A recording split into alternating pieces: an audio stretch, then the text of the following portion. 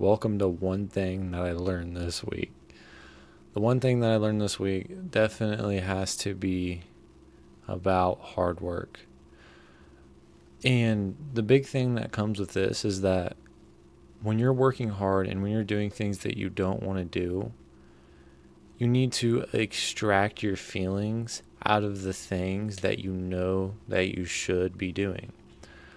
What I mean by this is when you want to go to the gym, you're going to go to the gym. When you don't want to go to the gym, you're obviously not going to go to the gym because you don't feel like it.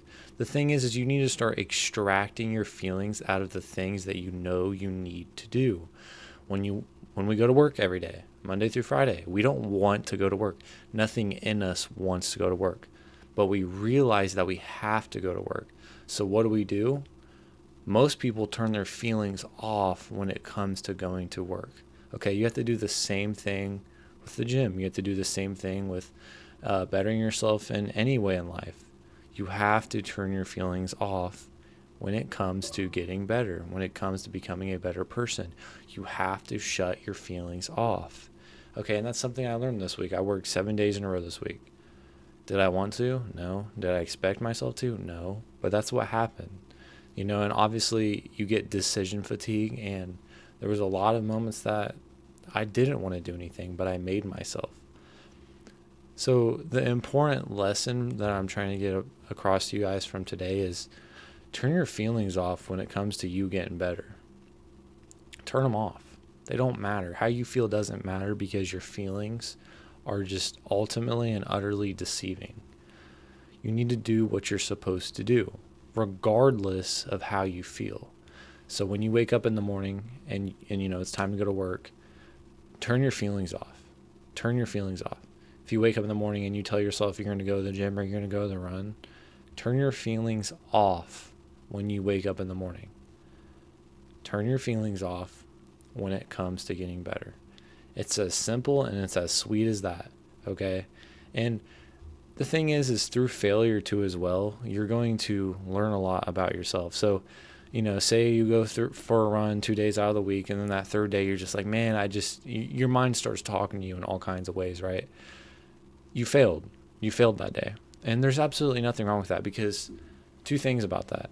You learn a lot about yourself. You learn who you are in those times of failure. It teaches you a lot about yourself.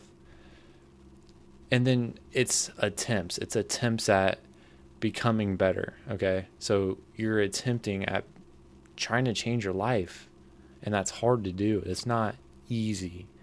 It's not easy to change. It's not easy to break habits.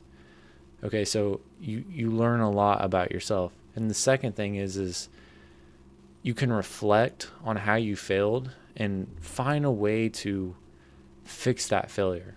Okay, whether it's prepping better the day before or whatever it may be, or whatever led you to those thoughts, you need to figure out a way to prevent that. Be proactive about it.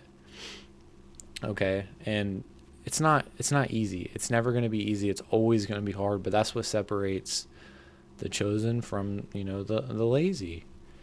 It's doing the things that you need to do because they need to be done when you don't feel like it. Every successful person out here does things that they don't want to do simply because they have to do it. It's that short and sweet. And once you learn to have that mindset shift, and that's where it all starts. It starts in your mind. It starts in here. That's the first place it starts. First place, in your mind. Once you learn to control your mind, once you learn to tell yourself that you're going to do this and you're going to keep that word to yourself, that's where it all begins. It starts in here. It doesn't start. So say you want to lose weight. It doesn't start in the kitchen. It doesn't start in the gym. It starts in here.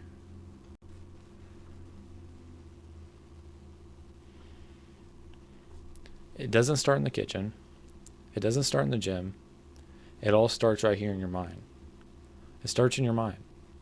Once you can have that mindset shift in your mind that you're going to become better, that's the road to self-betterment. And you're going to fail, but change your mindset when it comes to failure. Change your mindset to it's okay to fail. This is just attempts at me finding my best self. Because ultimately, that's what it's coming down to. It's attempts to you finding the better version of you. There's two versions of you. You have the best version of you, and you have the worst version of you. Which one are you going to choose? A lot of people choose right here in between those.